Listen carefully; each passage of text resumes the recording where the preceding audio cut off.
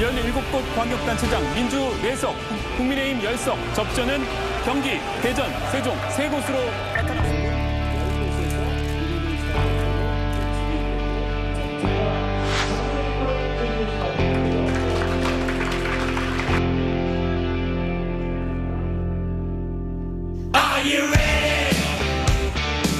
성원을 보내주신, 지지를 보내주신 서울 시민 여러분들께 정말 진심으로 고개 숙여서 감사 인사부터 올리겠습니다. 전화와 개혁을 위해서도 또 그 씨앗으로도 제가 할 수 있는 말을 다 하겠습니다. 격전을 벌인다는 여론조사 결과가 잇따라 나오면서 격전지로 떠올랐지만 이변은 없었습니다. 국민의힘 안철수 후보가 민주당 김병관 후보를 3만 표 넘는 격차로 눌렀습니다. 저희로서는 너무나도 감사하고 많이 부족했습니다. 좀 더 혁신하고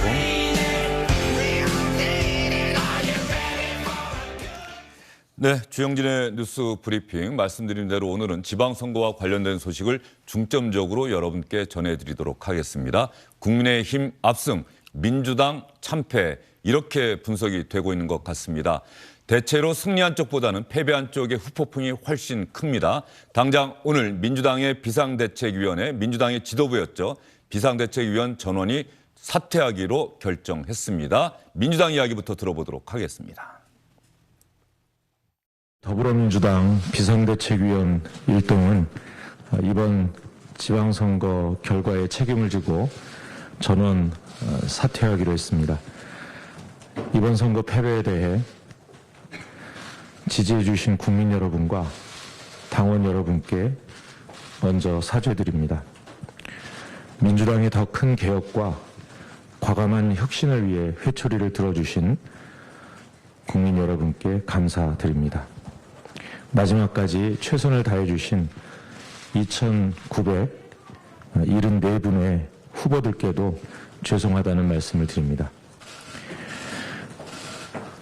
대선 지방선거 평가와 정기 전당대회를 준비할 당의 새로운 지도부는 의원총회와 당무위원회, 중앙위원회를 통해 구성될 것입니다.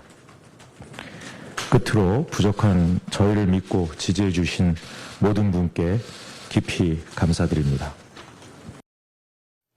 윤호중 공동비대위원장의 목소리에 유난히 힘이 없고 좀 작은 듯한 느낌이 들리시죠? 김문식 전 국민의힘 비전전략실장, 최입의 더불어민주당 비상대책위원, SBS의 윤춘호 논설위원과 함께합니다. 세 분 어서 오십시오. 안녕하세요. 윤호중 비대위원장의 이야기를 들었는데 말이죠. 최입의 비대위원님 어떻습니까? 오늘 아침 비대위원 회의 분위기는 어땠고 어떤 이야기들이 오고 갔습니까?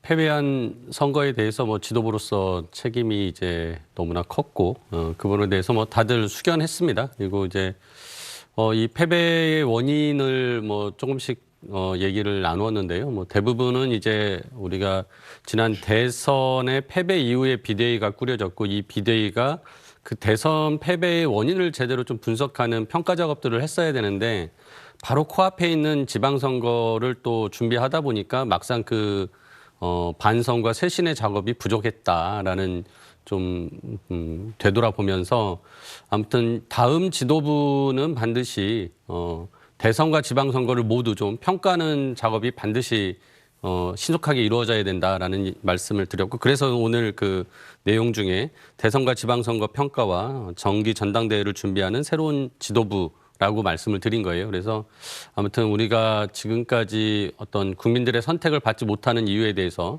다시 한번 면밀히 뒤돌아보는 계기를 빨리 만들어야겠다라는 그런 얘기들이 주로 오가고 최종적으로는 오늘 패배의 책임을 지고 모두 비대위원을 사퇴를 했습니다.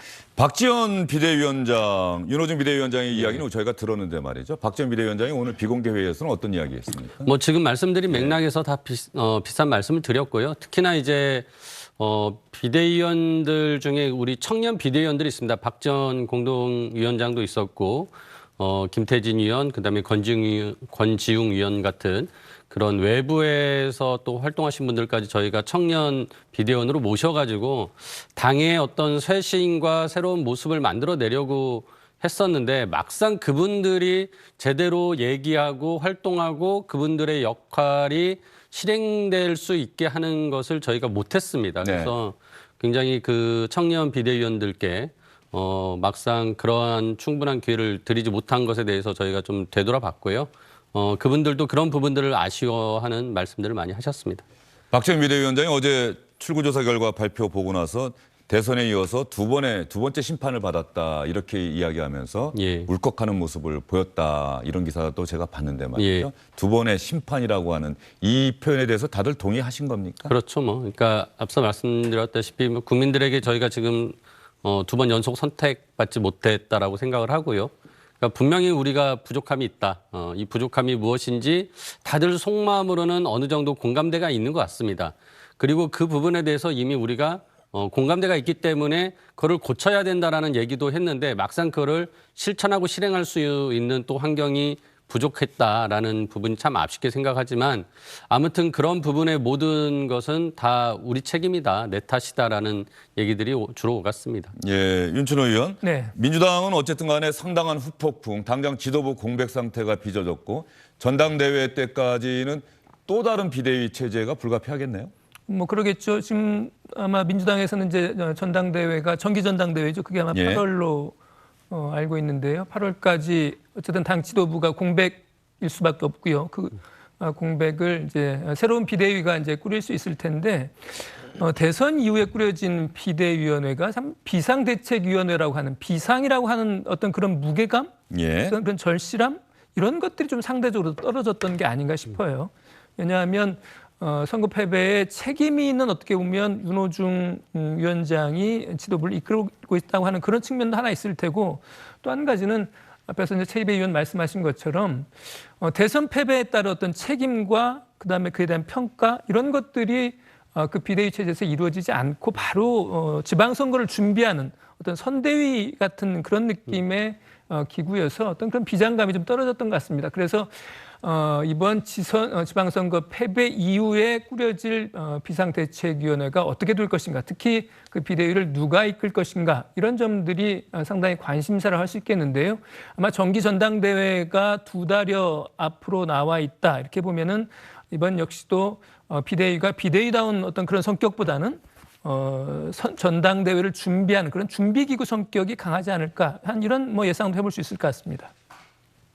최이배 비대위원님. 네. 참 난감한 질문 계속 드리는 것 같아서 죄송스럽긴 한데 그럼 비대위원장은 누가 하는 겁니까? 일단은 저희가 이제 당원 당규상에 네. 이렇게 지도부가 해체가 되면 결국 원내대표가 일단은 권한대행을 맡게 됩니다. 그래서 네.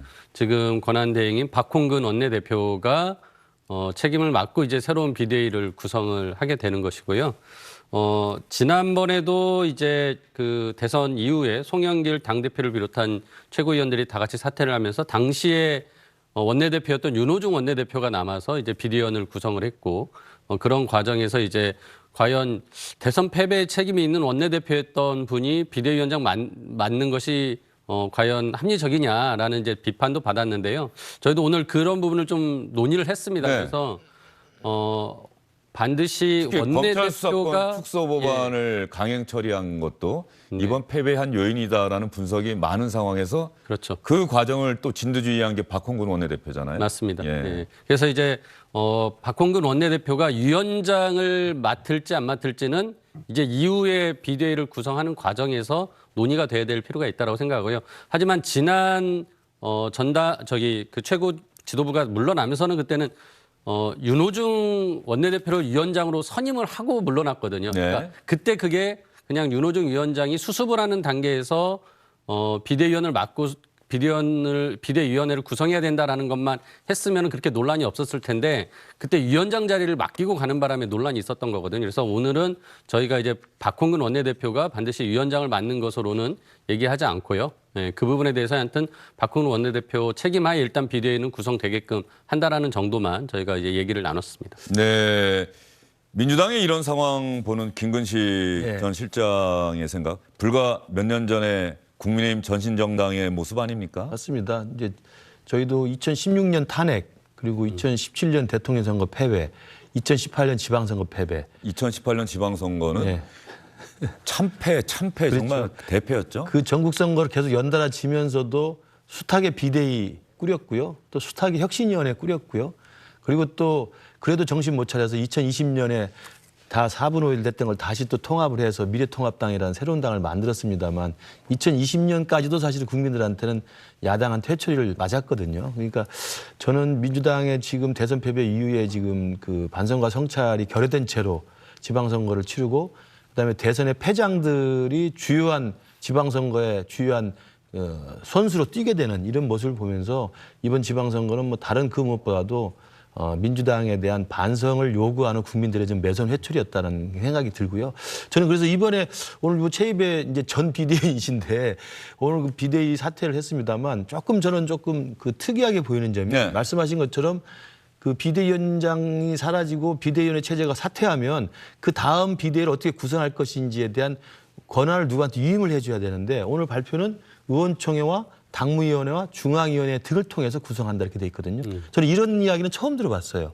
그래서 지금 최입의 전 비대위원 말씀은 일단 박홍근 원내대표가 있기 때문에 박홍근 원내대표가 이니셔티브를 쥐고 구성을 하지 않겠냐라고 말씀하시는데 그렇다면 박홍근 원내대표 이야기가 나왔을 거라고 생각이 드는데 그렇지 않고 의원총회 당무위원회, 중앙위원회 이렇게 이야기를 하길래 저는 그냥 제 뇌피셜입니다만 의원총회의 비대위의 구성과 관련된 것을 처음부터 올리는 순간 당은 걷잡을 수 없는 저는 혼란에 빠질 거라고 생각합니다. 예. 저는 그것도 아마 이제 저희들도 4년 전에 오랫동안 수년 동안 저희는 두드러 맞고 회초를 맞고 혼나봤기 때문에 아마 민주당도 크게 다르지 않지 않을까 이런 좀 부정적 생각이 드네요. 예. 그 부분은 조금 제가 비연 설명드리면 아까 말씀드릴 때 후반부에 살짝 얘기는 하셨죠. 박홍근 원내대표가 어쨌든 이런 후속 작업을 맡는 것으로 논의를 한 선에서 일단 오늘 비대위는 끝냈다 이렇게 얘기하셨죠. 지난번에 저희가 이제 그 윤호중 원내대표를 그 비대위원장으로 선임하면서 지난 지도부가 물러났을 때에 저희가 좀 내용을 겪지 않았습니까? 그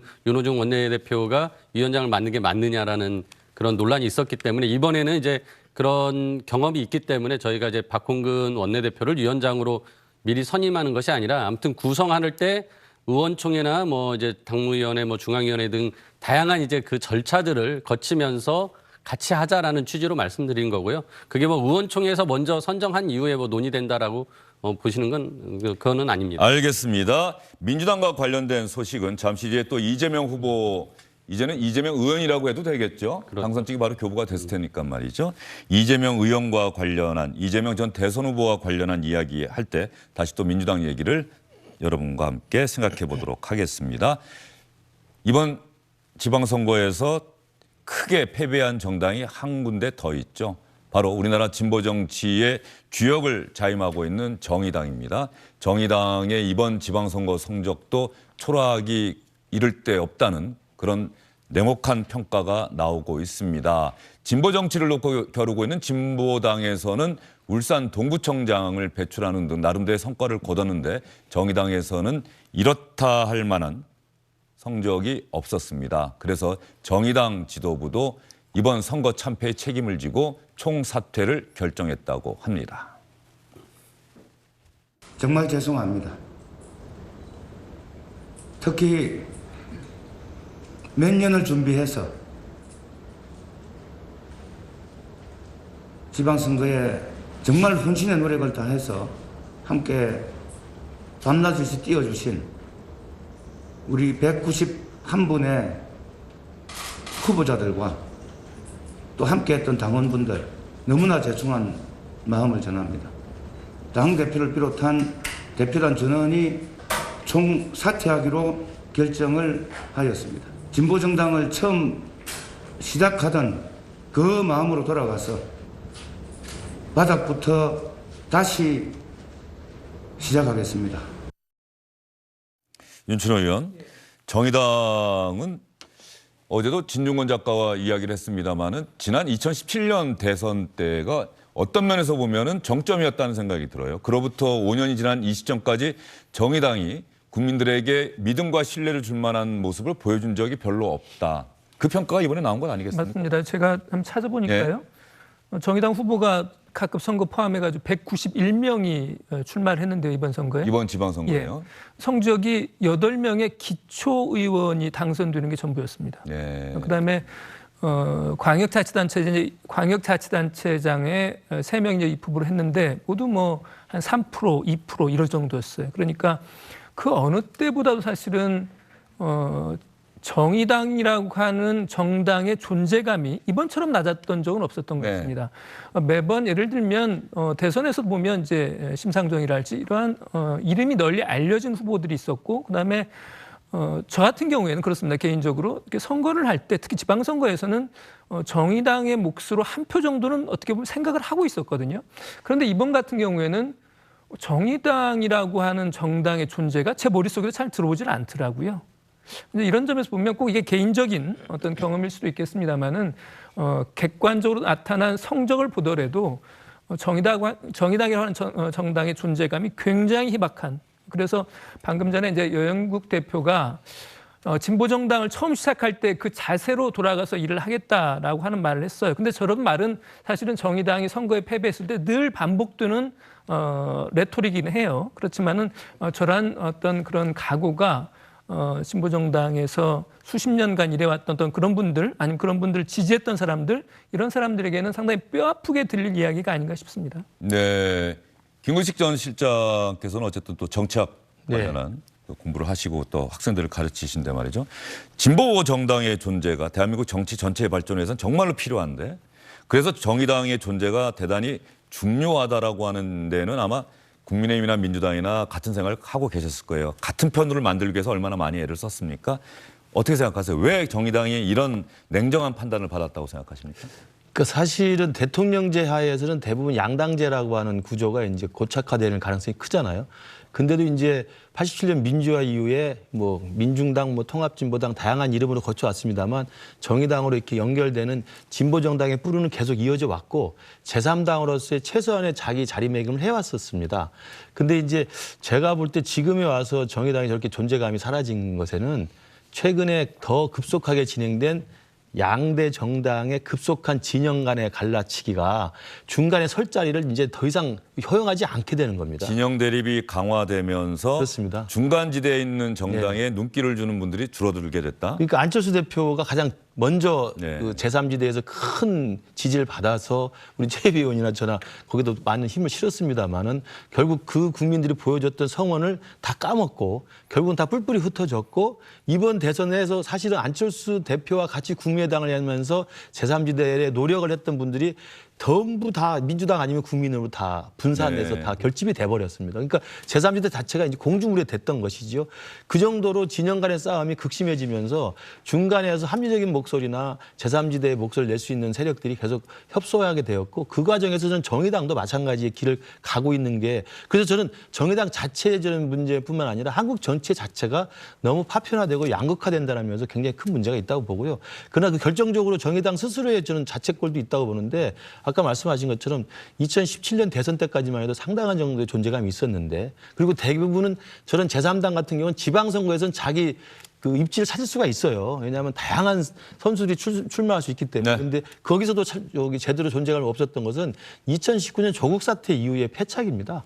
조국 사태라고 하는 가장 진보당이 목소리를 내야 될 사건에서 진영에 속해가지고 민주당 편을 들어주면서 조국을 옹호하는 듯한 모습을 보였기 때문에 그 이후로 저는 진보당 특히 정의당에 대한 국민들의 평가는 냉혹해졌다고 생각합니다. 네, 비례대표 선출 방식과 관련해서 민주당의 도움을 받아서 의석을 늘리겠다는 정의당의 목표는 있었습니다만 결과적으로 또 국회의원 선거 때 민주당 그리고 국민의힘의 전신정당으로부터 뒤통수를 맞은 셈이죠. 그렇죠. 거대 정당들이 또 담합을 해서 위성정당을 만드는 일도 있었고 이번에 검찰수사권 축소법안 국회 처리 과정에서도 정의당의 태도가 대단히 어정쩡하고 좀 왔다 갔다 하는 모습을 보였던 측면도 좀 한 요인이 되지 않았을까요? 맞습니다. 그러니까 정의당이 가장 듣기 싫어하는 말 중에 하나가 민주당 이중대다라는 그렇죠. 말을 이제 가장 싫어하는데요. 그러니까 앞서 말씀하신 대로 이제 조국 사태부터 이제 그러한 그 일종의 닉네임이 이제 붙으면서 굉장히 그 부분을 벗어나기 위한 노력을 이제 많이 했는데 이제 실제 그런 부분이 오히려 또 어떤 특정한 개혁적인 과제들을 풀어나갈 때에 좀 애매한 또 모습을 보이기도 했고요. 근본적으로 저는 이제 정의당 자체가 가지고 있는 좀 이념적인 색깔이 이제는 사회에서 잘 먹히지 않는 건 아닌가. 즉 예전에 이렇게 민주와 독재의 어떤 대립, 그다음에 진보와 보수라는 이념적 대립들이 사회의 어떤 큰 정치의 아젠다였다면 요즘은 좀 그런 부분들이 많이 퇴색되어 가는 것 같습니다. 그런 측면에서 정의당이 아직도 그 낡은 이념적 사고에 기초한 그런 당 강령이나 또 당의 어떤 그런 정책 방향들이 국민들에게 좀 이제는 별로 매력적이지 않게 보이는 것 아닌가. 그래서 지난 대선 때 심상정 그 후보도 좀 뭔가 새로운 색깔을 내려고 노력했지만 막상 그런 부분들이 또 국민들에게 제대로 통하지 않았던 부분들이 계속 지금 연속선상에서 이번 지선까지 이렇게 패배하는 원인이 되지 않았을까 분석을 해봅니다. 네, 정의당도 새로운 활로를 찾을 수밖에 없는 상황이고요. 특히 진보 정치를 놓고 경쟁하는 진보당이 울산 동구청장을 배출했다는 점에서 정의당의 충격은 그만큼 더 클 것 같습니다. 자, 이번에는 이번 지방선거에서 승리한 국민의힘 그리고 대통령실의 반응을 여러분과 함께 들어보도록 하겠습니다. 사실 저희로서는 너무나도 감사하고 또 두려운 성적입니다.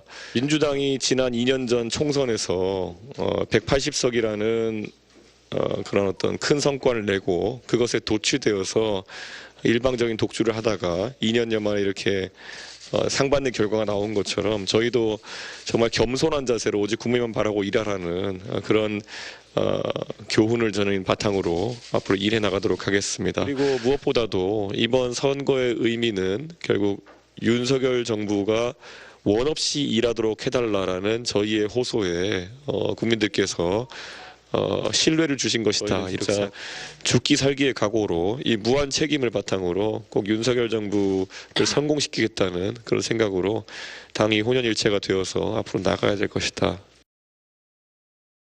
성숙한 시민의식에 따라 지방선거가 잘 마무리되어 국민 여러분께 감사드립니다. 이번 선거 결과는 경제를 살리고 민생을 더 잘 챙기라는 국민의 뜻으로 받아들이고 있습니다. 서민들의 삶이 너무 어렵습니다. 경제의 활력을 되살리는 게 가장 시급한 과제입니다.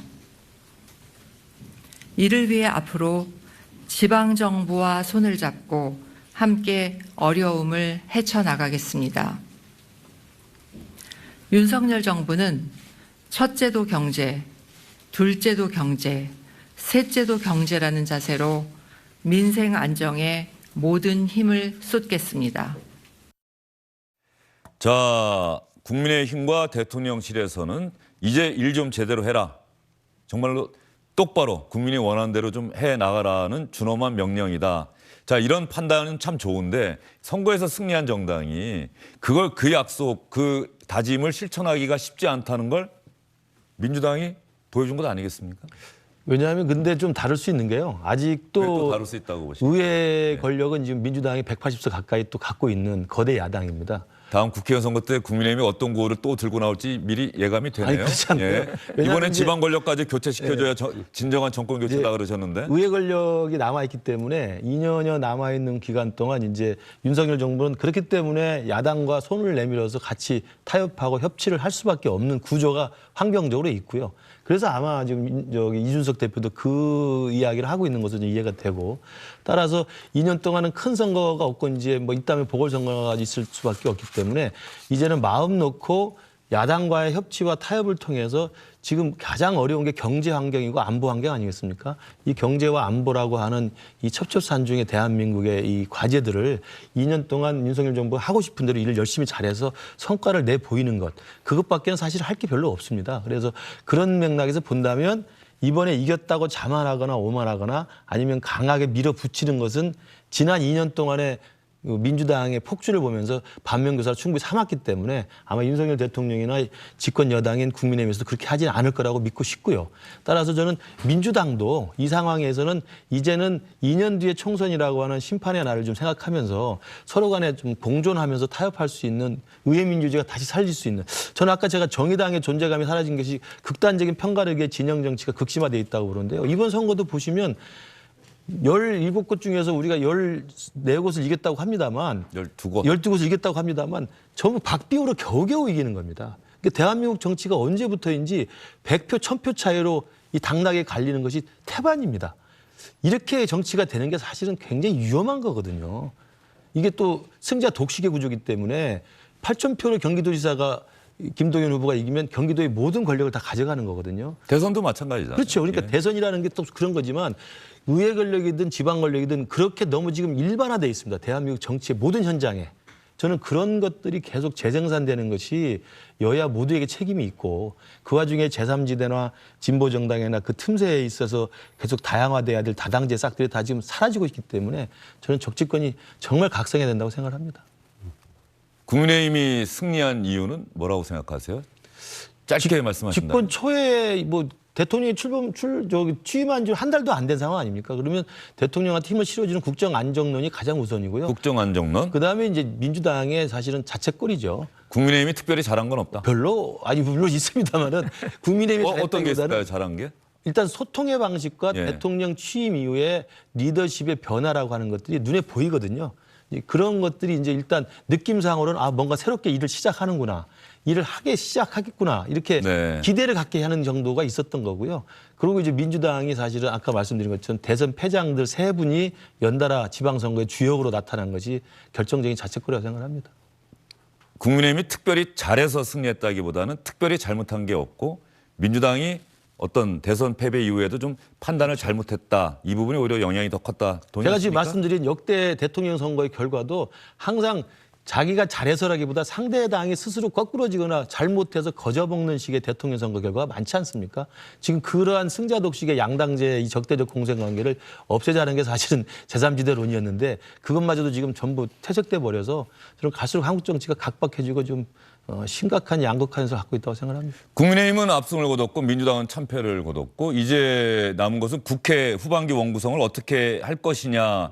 이게 당장 여야 협치, 여야 간의 대화의 정치가 복원되느냐의 중요한 고비가 될 텐데 윤춘호 의원. 네. 결국 법사위원장 자리 패배한 민주당이 양보를 할 가능성이 그만큼 커진 겁니까? 저는 그렇다고 봅니다. 어쨌든 지난해 또 합의를 했던 부분이고. 그렇죠. 예. 이번에 지키지 않는다고 그야말로 이제 시건하는 건데요. 이번 휘철이라고 하는 것이 어쨌든 니들이 잘못한 거야라는 이야기잖아요. 그렇다 그러면 국민들의 그러한 휘철에 대해서 반응을 해야 될 것 같고요. 그런 것들이 이제 원내 협상이라고 하는 원 구성 협상 관련해서 민주당이 보다 좀 유연한 자세를 보여줄 필요가 있을 것 같고 말씀하신 것처럼 이미 약속했던 거잖아요. 그렇게 하겠다고 그렇게 하자고 약속했던 거니까 그 부분과 관련해서는 민주당에서 좀 유연성을 발휘할 대목이 아닌가 하는 생각이 듭니다. 예, 알겠습니다. 그러면 이번 지방선거 결과를 저희가 시청자분들께서 이해하기 쉽게 하나하나 화면으로 좀 간략하게 설명을 드리겠습니다.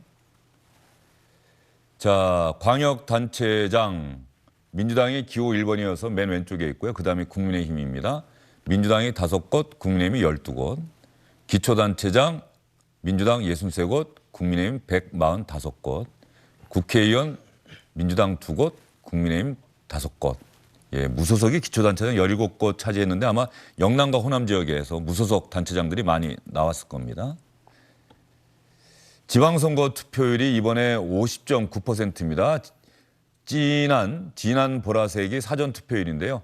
저게 아마 나중에 사전투표율 최종 보정을 한 결과는 20.6보다는 높은 20.8인가 20.9 정도 나왔는데 어쨌든 처음 발표는 저렇게 나왔는데요. 지방선거 투표율이 대단히 낮습니다. 역대 가장 낮았던 2002년 지방선거 투표율 그 다음인데 사전투표 제도가 실시됐다는 점에서 어떤 면에서는 이번 지방선거 투표율이 실질적으로는 가장 낮았다라고 하는 평가도 나오고 있다는 점 여러분께 말씀을 드리고요. 지역별로는 전남이 가장 높았습니다. 그래서 이 부분은 광역단체장 선거에 대한 관심이라기보다는 기초단체장 선거에 대한 그 지역민들의 관심이 상당히 높았던 것 아니냐. 그리고 강원도, 서울, 경기, 인천. 경기도가 늘 투표율이 보면 전국 평균 투표율과 좀 비슷하게 나온다는 점. 이번에 전국적인 관심 지역이 됐음에도 불구하고 투표율이 특별히 높지는 않았고요. 광주의 37.7 저 투표율은 이건 민주당에서 분명히 생각을 해봐야 될 부분일 것 같습니다. 광주시장은 뭐 누가 뭐래도 민주당 후보가 당선될 것이다라고 하는 믿음에 그 누구도 이의를 제기하지 않는데 투표율이 37.7% 나왔다라고 하는 저 측면은 박지원 전 국가정보원장도 지적을 했더라고요. 예. 그래서 어떻게 분석하고 있습니까? 그러니까 지금 저희가 좀 비교를 해야 되는데 전남이 최고가 나오고 광주가 최고가 그렇죠. 나오는데 예. 항상 전남 광주가 굉장히 투표율이 높게 나오는 지역인데요. 대선 때도 그렇고 뭐 어느 선거든지 그랬던 것 같은데 이번에 광주에서 최저가 나왔다는 거는 그만큼 광주의 시민들 입장에서는 이번 선거에 대해서는 투표하고 싶지 않은 마음이 굉장히 높았다라는 거죠. 그러니까 지난 대선에 굉장히 압도적으로 민주당의 이재명 후보를 지지해 주면서 진짜 어떻게 보면 바닥을 팍팍 긁어 모아서 어떻게 보면 표를 만들어 주셨던 곳이었는데 이번에는 굳이 투표할 이유가 없다. 특히나 그게 민주당이 결국은 모든 것을 다 결론 짓고 가져갈 거라는 게 뻔하다라는 어떤 그 부분이었다라고 생각이 들고요. 그런 면에서 그럼 또 전남은 최고를 찍었는데 전남 아까 전에 말씀드렸던 그 기초단체장 중에 무소속이 많은 게 전남입니다. 그러니까 전남에서는 그 무소속과 민주당이 그나마 대결 구도가 있기 때문에 적극적으로 투표를 해서 자신이 지지하는 후보를 당선시키고자 하니까 투표율이 높았던 건데 이제 광주는 어떻게 보면 이제 그런 거마저 없었던 거죠. 특히나 광주 광산구청장인 경우에는 아예 무투표 당선이 될 정도였으니까 이게 지나친 호남 특히 광주에서의 민주당의 어떤 독식 구조가 이렇게 이제 정치적인 지방선거의 상황에서는 투표를 안 하게 되는 그런 상황까지 만들어졌다라고 생각을 하고요. 뭔가 이런 것들은 그렇게 바람직하지는 않다고 봅니다. 그러니까 정치라는 게 꼭 뭐 어떤 권력을 가지고 놓고 투쟁하고 싸우는 것이기도 하지만은 좋은 경쟁을 만들어내서 국민들의 그 선택권을 넓혀주는 필요가 있는 거거든요. 그런 측면에서 저희가 이제 이런 지방선거를 상황에서 제가 처음 얘기했던 이 막대기만 꽂아도 당선되는 호남에서 민주당이 어떻게 정치적인 혁신과 쇄신을 보여줄 거에 대한 고민을 다시금 하게 만드는 계기가 될 것 같습니다. 예, 광주의 역대 최저 투표율. 저런 투표율은 저도 본 적이 없습니다. 그렇죠, 윤춘호 의원? 그렇습니다. 30%대 투표율은 본 적이 없어요. 거의. 그러게 말입니다. 아니, 저는 광주라는 데가 상징적이 되잖아요. 민주당의 심장 아니겠습니까? 심장이죠. 예. 민주당의 심장 같은 건데 저는 이낙연 전 대표의 표현이 절묘하다고 생각해요. 이것은 정치에 대한 탄핵이다라고 하는 그 표현이 저는 정말 맞다고 생각하는데요. 그런데 이제 사실 잘 이해가 안 되는 부분이 있어요. 그 인접해 있는 전남이나 전북 같은 경우에는 한 20%포인트 이상 높단 말이죠. 그렇게 보면 전남의 저 낮은 투표율이 좀 뭔가 좀 더 분석해 볼 여지는 있을 것 같습니다만은 분명히 어떤 자기 한 표에 대한 효용성이라고 하는 것을 광주 시민들, 광주권자들이 실감하지 못한다는 측면도 있을 테고 또 한편으로는 현 민주당 주도의 지역 정치 이 부분에 대한 어떤 실망감의 표시 뭐 이런 것들은 다양한 해석은 가능하겠습니다만은 저 부분은 좀 연구가 좀 더 필요할 것 같아요. 예, 알겠습니다. 4년 전 지방선거와 이번 지방선거 결과가 거의 정반대로 나왔는데요. 시청자 여러분, 4년 전 결과와 이번 결과를 좀 대비해서 여러분께 보여드리도록 하겠습니다. 광역단체장, 4년 전에는 대구 경북으로 자유한국당, 국민의힘 전신정당이 포위가 됐죠. 그리고 제주도는 무소속이긴 합니다만 사실 원희룡 장관이 당시에 당선돼서 자유한국당 계열이 세 군데서 이겼다 이렇게 볼 수는 있는데 14대 3이었습니다. 그런데 이번에는 12대 5. 경기도에서 만약에 졌다고 한다면 13대 4가 될 뻔했는데 경기도에서 민주당 김동연 후보가 신승하면서 12대 5가 됐습니다. 어쨌든 결과가 많이 바뀌었죠. 서울시 기초단체장 4년 전 기억납니다. 서초구청장 지금의 조은희 의원 빼고는 강남구청장에서도 보수의 핵심적인 장소라고 꼽히는 강남구청장도 민주당 후보가 승리를 했었는데 24대 1. 이번에는 17대 8이 됐습니다. 많이 바뀌었죠. 경기도가 기초단체가 31곳이 있는데요. 4년 전에는 서울과 거의 비슷했습니다. 29대 2. 저때 자유한국당 지도부가 정말 어떤 상황이었을지 홍준표 대표가 결국은 지방선거 패배 책임지고 당장 물러날 수밖에 없었던 결과인데 이번에는 22대 9 결과가 많이 바뀌었습니다. 이렇게 4년 전과 4년 후에 민심은 완전히 달라졌다. 4년 전에 민주당을 선택했던 민심은 이번에는 국민의힘을 선택했다 이런 평가가 나오고 있습니다. 안녕하십니까, 주영진입니다. 더 많은 뉴스와 라이브 이벤트를 보고 싶으시다면 화면 오른쪽을 눌러서 구독해 주시기 바랍니다. 저희 SBS 앱을 다운로드 받으시면 뉴스 속보 알림도 받아보실 수 있습니다. 텔레비전으로도 SBS 뉴스, 유튜브로도 SBS 뉴스 잊지 마시기 바랍니다.